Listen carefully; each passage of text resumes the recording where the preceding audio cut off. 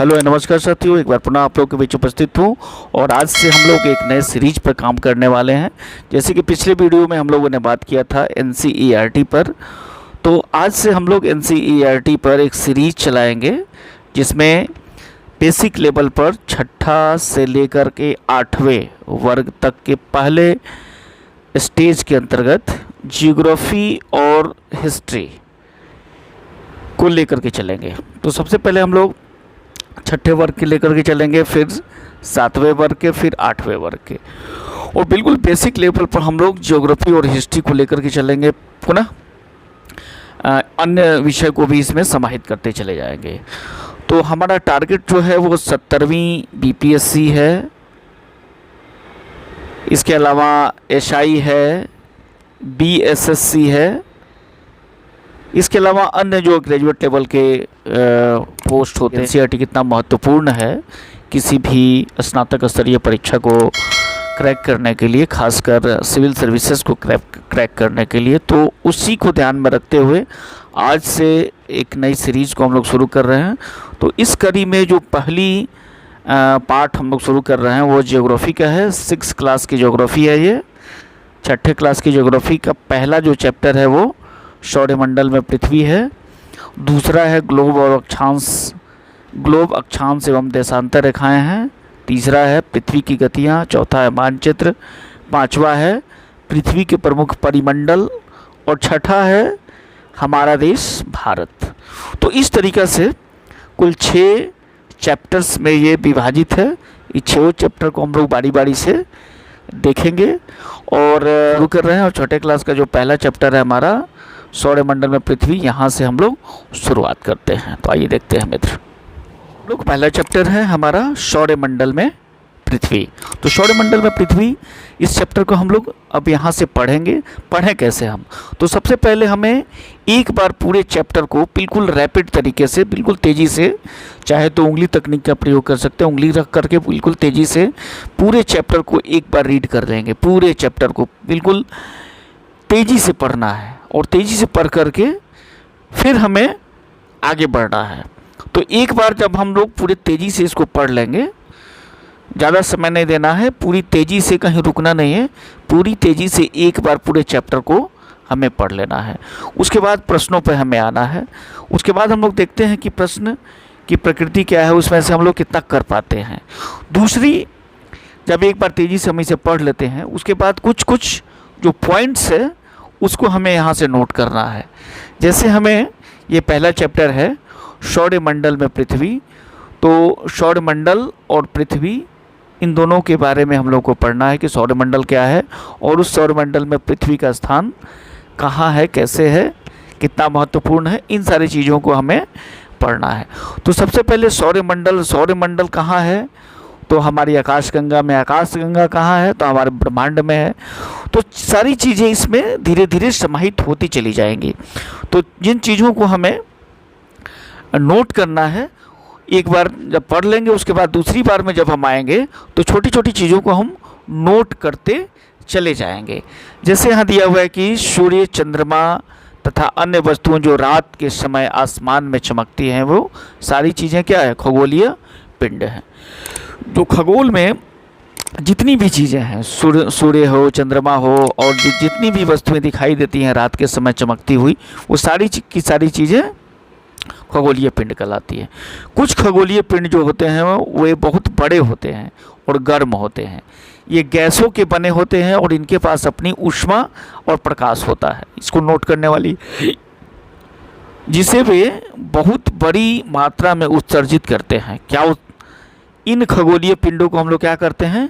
तारा कहते हैं। ये ऊष्मा और प्रकाश हमेशा उत्सर्जित करते रहते हैं। ऐसे खगोलीय पिंड को क्या कहते हैं? तारा कहा जाता है। ये नोट करने वाली है। और सूर्य भी क्या है? एक तारा है। तो हमें जो सबसे नज़दीक का तारा है वो सूरज है, जो कि हमें निरंतर ऊष्मा तथा प्रकाश प्रदान करते रहता है। अब रात के समय जब हम देखते हैं तो अनगिनत छोटे छोटे तारे दिखाई देते हैं। ये सारे क्या हैं? एक तरह के सूर्य हैं जो कि काफ़ी दूरी पे हैं। और रात्रि के समय जो विभिन्न प्रकार के तारों का समूह दिखलाई देता है उसको नक्षत्र मंडल कहा जाता है। यहाँ ये भी चीज़ नोट करने वाला है। तो ऊपर से हम लोग नोट करते आएंगे खगोलीय पिंड क्या है, तारे क्या है, उसके बाद क्या आ गया नक्षत्र मंडल क्या है। तो इसके बाद अर्सा मेजर ये क्या है, या बिग बियर इसको कहा जाता है एक प्रकार का, ये क्या है नक्षत्र मंडल है। और इसी नक्षत्र मंडल में एक सप्तऋषि है जिसे सप्त सात या ऋषि संत भी कहा जाता है। यह 7 तारों का क्या है एक समूह है जो कि नक्षत्र मंडल अर्सी मेजर का एक भाग है। इसको आप रात में देख सकते हैं। ये हमेशा उत्तर दिशा की ओर दिखाई देता है। जैसे कि इस चित्र में आप देख सकते हैं ये पूरब की दिशा है, ये पश्चिम दिशा है, उसके पीछे ये उत्तर हो गया और ये दक्षिण हो गया। यहाँ ये 1 2 3 4 5 6 7 ये सप्तऋषि है। और इसी सप्तऋषि के जो पहले 2 तारों के सीध में अगर आप जाएंगे तो यहाँ पे आपको एक विशेष चमकीला तारा दिखाई देगा जिसे ध्रुव तारा कहा जाता है। इस प्रकार ध्रुव तारा हमेशा उत्तर दिशा की ओर होता है। ये भी नोट करने वाली चीज़ है, इसको नोट कर लेंगे हम लोग। जो प्राचीन समय में जब रात के समय में दिशा का ज्ञान नहीं होता था तो यही ध्रुव तारा से हमें दिशा पता किया जाता था, हम लोग दिशा का निर्धारण करते थे। तो ये नोट करने वाली है। कुछ खगोलीय पिंडों में अपना प्रकाश और ऊष्मा नहीं होती है, ठीक है।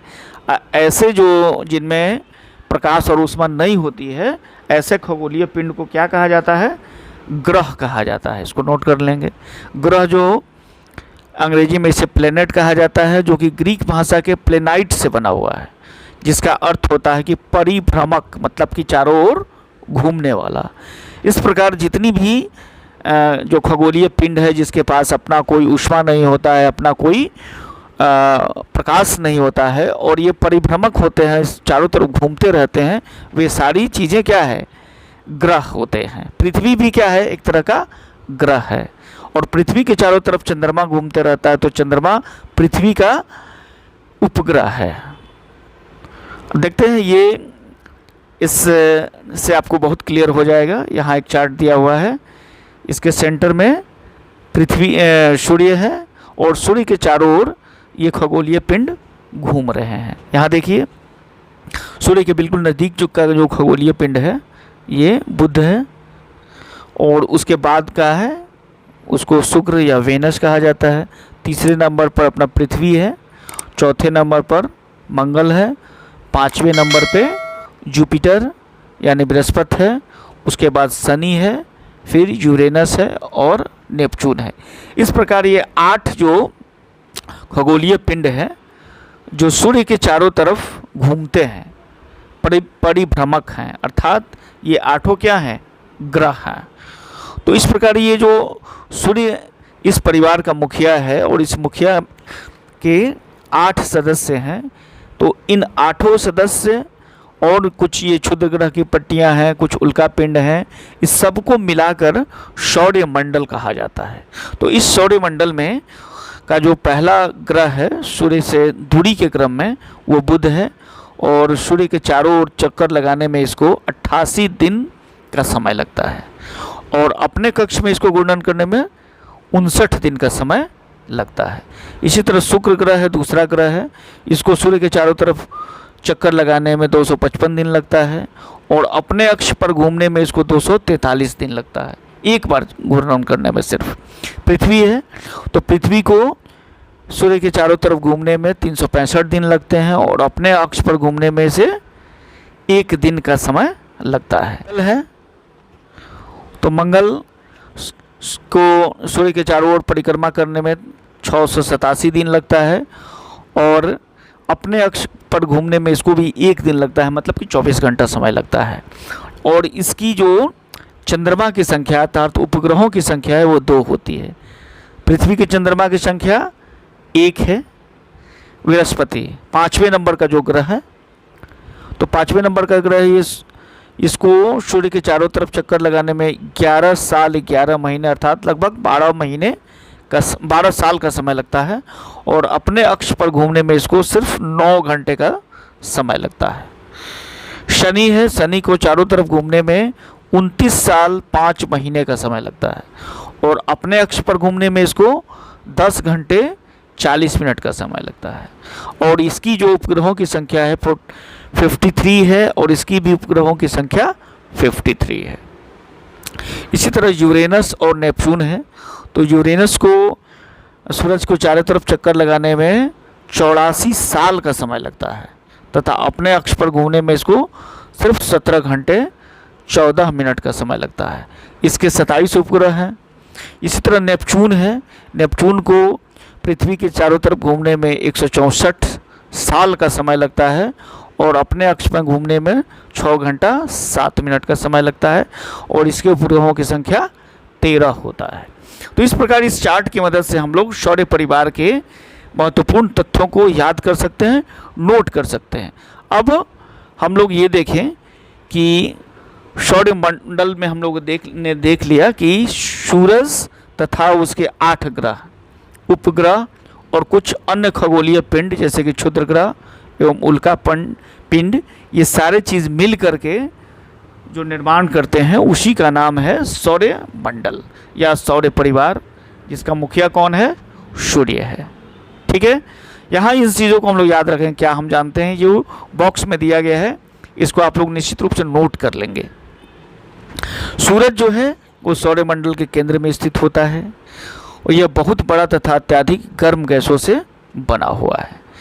इसके खिंचाव बल इससे सौर मंडल को बांधे रखता है। सूर्य सौर मंडल के लिए प्रकाश एवं ऊर्जा का एकमात्र स्रोत है। इन सारी चीज़ों को नोट करने वाली है। सूरज से पृथ्वी की दूरी कितना है? 15 करोड़ किलोमीटर है। इन सबको हमें याद कर लेना होगा और नोट कर लेना होगा आपको। ग्रह, हमारे सौर मंडल में कुल 8 ग्रह हैं। सूर्य के दूरी के अनुसार, जैसे हमने आपको चार्ट में देखा था, बुध है, शुक्र है, पृथ्वी है, मंगल है, बृहस्पति, शनि, यूरेनस और नेपच्यून है।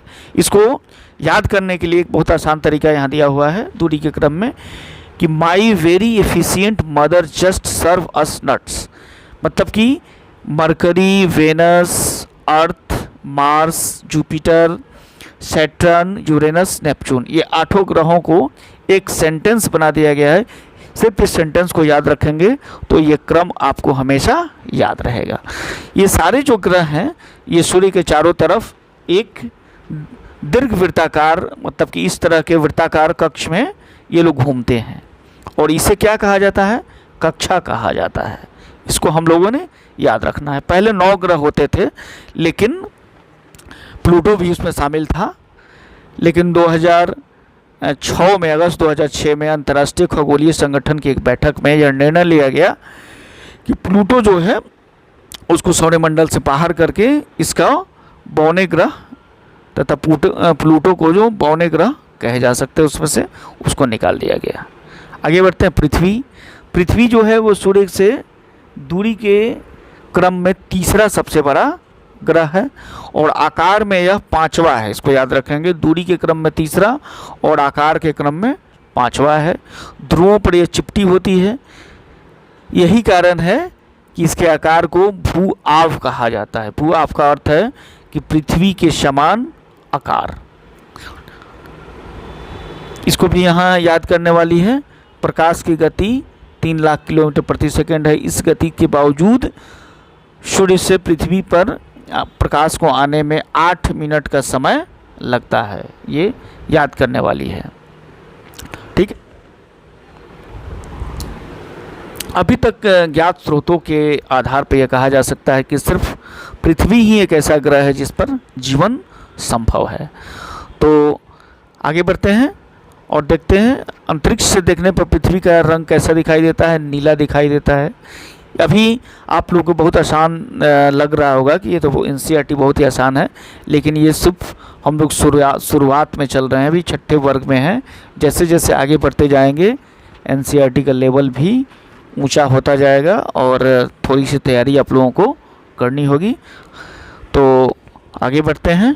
इसीलिए इसको क्योंकि इसका नीला ग्रह दिखाई देने के कारण ये है कि पृथ्वी पर 2/3 भाग पानी से ढका हुआ है, इसीलिए इसे नीला ग्रह भी कहा जाता है। यहाँ एक और फिर रोचक तथ्य आ गया, इसको भी आप लोग याद रखेंगे।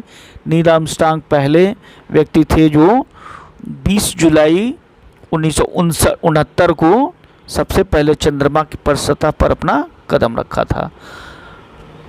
तो यहाँ कह रहा है कि मालूम करो कि क्या कोई भारतीय भी कभी चंद्रमा पर गया है। तो अभी तक कोई भारतीय या दुनिया के कोई और व्यक्ति नहीं गए हैं, सिर्फ अमेरिकी 2 अंतरिक्ष यात्री ही चंद्रमा के सतह पर कदम रखे हैं। चंद्रमा, हमारी पृथ्वी के पास केवल एक उपग्रह है जिसका नाम चंद्रमा है। इसका व्यास पृथ्वी के व्यास का केवल 1/4 है। यह इतना बड़ा सिर्फ इसलिए प्रतीत होता है क्योंकि इसकी दूरी पृथ्वी से काफ़ी नज़दीक है। यह पृथ्वी से सिर्फ 3,84,400 किलोमीटर की दूरी पर स्थित है, इसलिए यह हमें इतना बड़ा दिखाई देता है। उपग्रह एक खगोलीय पिंड है। यहाँ बॉक्स में जो दिया है इसे याद रखना है। उपग्रह एक खगोलीय पिंड है जो ग्रहों के चारों ओर ठीक उसी प्रकार चक्कर लगाता है जिस प्रकार पृथ्वी सूर्य का चक्कर लगाता है। तो एक तो प्राकृतिक उपग्रह है पृथ्वी का जिसको हम लोग कहते हैं चंद्रमा, लेकिन इसके अतिरिक्त कई सारे मानव निर्मित उपग्रह भी हैं जो कि सूर्य के चारों ओर चक्कर लगाते हैं, जिसमें कुछ भारतीय उपग्रह भी हैं और अंतरिक्ष में स्थित कुछ भारतीय उपग्रह जो कि इनसेट, IRS, एजुसेट इत्यादि श्रेणी के उपग्रह जो हैं अभी अंतरिक्ष में पृथ्वी के चारों ओर चक्कर लगा रहे हैं। चंद्रमा जो है वो पृथ्वी के एक चक्कर लगाने में लगभग 27 दिन का समय लेता है और लगभग इतने ही समय में वो अपने अक्ष पर एक चक्कर भी पूरा करता है। इसके परिणाम स्वरूप पृथ्वी से हमें चंद्रमा का केवल एक ही की परिस्थितियां जीवन के लिए अनुकूल नहीं है। इसकी सतह पर पर्वत, मैदान और गड्ढे हैं जो कि चंद्रमा की सतह पर छाया बनाते हैं। पूर्णिमा के दिन चंद्रमा पर इसकी छाया को देखा जा सकता है। अभी भारत का चंद्र मिशन चंद्रयान 3 चंद्रमा की सतह पर पिछले 24 अगस्त 2023 को पहुंच चुका है और वहाँ चंद्रमा की कई सारी गतिविधियों पर अपना नज़र बनाए हुए है। बहुत सारे चित्र और वीडियो वहाँ से जो भारतीय अंतरिक्ष एजेंसी है इसरो उसको भेजा भी है। इस पर काफ़ी रिसर्च चल रहा है। इसके बाद कुछ और नई जानकारियाँ निकल कर के हम लोग के सामने आएंगी। इसके बाद एक नोट करने वाली फिर टर्म है क्षुद्र ग्रह। तारों, ग्रहों, उपग्रहों के अतिरिक्त असंख्य छोटे पिंड जो सूर्य के चारों ओर चक्कर लगाते हैं, इन पिंडों को क्या कहा जाता है? क्षुद्र ग्रह का। क्षुद्र ग्रह मतलब छोटा सा ग्रह होता है। क्षुद्र ग्रहों की जो स्थिति होती है वो मंगल और बृहस्पति कक्षाओं के बीच पाए जाते हैं, जैसा कि आपने चित्र में भी देखा था ऊपर। तो इसको याद रखेंगे। क्षुद्र ग्रहों की स्थिति कहाँ है? मंगल और बृहस्पति के बीच। उल्का पिंड, सूर्य के चारों ओर चक्कर लगाने वाले पत्थर के छोटे छोटे टुकड़े को उल्का पिंड कहा जाता है। कभी कभी ये उल्का पिंड पृथ्वी के इतने नज़दीक आ जाते हैं कि इनकी प्रवृत्ति पृथ्वी पर गिरने की होती है। इस प्रक्रिया के दौरान वायु के साथ घर्षण के कारण ये गर्म होकर के जल जाते हैं। फलस्वरूप हमें चमकदार प्रकाश उत्पन्न होता है। कभी कभी हम लोग देखते भी हैं। क्या आपने तारों वाले खुले आकाश में एक ओर दूसरी ओर तक फैली हुई सफ़ेद पट्टी इस तरह के चमकदार रास्ते को देखा है, जैसे कि यहाँ दिखाई दे रहा है? यह लाखों तारों का समूह है। यह पट्टी आकाश गंगा या मिल्की वे कहलाता है। ठीक है। और इस मिल्की वे में हमारा एक सौरमंडल है। इस सौरमंडल में सूरज केंद्र में है और उस सूरज के केंद्र में पृथ्वी एक ग्रह है और उस ग्रह पर हम लोग निवास करते हैं। और कई सारे मिल्की वे को मिला करके एक ब्रह्मांड बनता है। तो एक ब्रह्मांड के अंतर्गत कई सारे मिल्की वे होते हैं। यहाँ हम लोग देख सकते हैं। ये पृथ्वी हुआ सबसे इनिशियल। पृथ्वी किसका हिस्सा है? सौरमंडल का हिस्सा है। सौरमंडल किसका हिस्सा है? आकाशगंगा का हिस्सा है। और कई आकाशगंगाएं मिलकर के एक ब्रह्मांड बनाती हैं। मतलब ब्रह्मांड इतना बड़ा और इतना विशाल है कि इसके बारे में अभी सही इसकी अध्ययन करना या सटीक विश्लेषण करना बहुत ही मुश्किल काम है। ब्रह्मांड इतना विस्तृत और विशाल है कि इसके बारे में सही सही बता पाना किसी के लिए भी काफ़ी मुश्किल काम है। ब्रह्मांड भी रिसर्च चल रहे हैं, भारत में भी चल रहा है, भारत के बाहर भी चल रहा है। कई सारे एस्ट्रोनॉमिकल रिसर्च सेंटर्स इसके बारे में दिन रात लगे हुए हैं ब्रह्मांड की सही सही स्थिति को पता करने के लिए, लेकिन ये इतना आसान नहीं है। खैर, हम लोगों ने आज पहला चैप्टर यहाँ पे समाप्त किया। आप चाहें तो इसका उत्तर दे सकते हैं कि ग्रह और तारे में क्या अंतर है। एक आसान सा तो ये हो जाएगा कि तारों के पास अपना प्रकाश और ऊष्मा होता है, ग्रह के पास अपना प्रकाश और ऊष्मा नहीं होता है। ग्रह जो है वो परिभ्रमक होते हैं, चारों तरफ घूमते हैं। तारे परिभ्रमक नहीं होते हैं, अपने स्थान पे स्थित रहते हैं। सौरमंडल से आप क्या समझते हैं? सौरमंडल में कौन कौन सा होता है? यहाँ सूर्य से उनकी दूरी के अनुसार ग्रहों का नाम लिखिए, आसानी से लिख सकते हैं। हम लोगों ने अभी देखा है बुध, शुक्र, पृथ्वी, मंगल, बृहस्पति, शनि, यूरेनस, नेपच्यून। इसको याद रखेंगे हम लोग। पृथ्वी को अद्भुत ग्रह क्यों कहा जाता है? क्योंकि यहाँ पे पृथ्वी ही सिर्फ एक ऐसा ग्रह है जिस पर कि जीवन संभव है। चंद्रमा का हम लोग सिर्फ एक ही भाग क्यों देख पाते हैं? अभी ब्रह्मांड क्या है? ये सारे प्रश्नों का उत्तर दे सकते हैं आसानी से। तो पहला चैप्टर जो हमारा है ये यहाँ पे समाप्त हुआ। इसको पढ़ने का एक आसान तरीका, अगर आप लोग बुक्स पढ़ रहे हैं तो एक बार पहले तो रैपिड रीडिंग करेंगे, पूरी तेज़ी से पाठ को पढ़ेंगे, और दूसरी बार में तथ्यों को पढ़ेंगे और उसको नोट भी करते जाएंगे। वैसे ये वीडियो आपके लिए काफ़ी महत्वपूर्ण है, ये वीडियो काफ़ी है। तो आप लोग चैनल पे बने रहें, और अगला जो हमारा वीडियो होगा ज्योग्राफी का दूसरा चैप्टर होगा, या फिर हिस्ट्री से हम लोग लेंगे जो कि छठे वर्ग से ही होगा। तो हम लोग इस सीरीज में पहले छठे वर्ग के ज्योग्राफी और हिस्ट्री दोनों को कंप्लीट करेंगे।